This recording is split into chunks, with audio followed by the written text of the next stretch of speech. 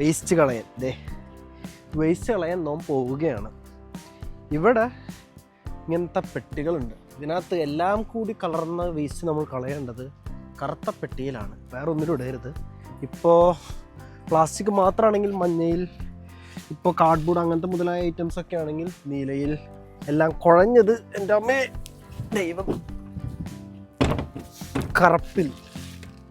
കറുപ്പിലിടുക, അടയ്ക്കുക. ഞാൻ പെട്ട് ഗൈസ്, ഒന്ന് അടയ്ക്കട്ടെ, ഒരാവശ്യമില്ലായിരുന്നു. യശോദ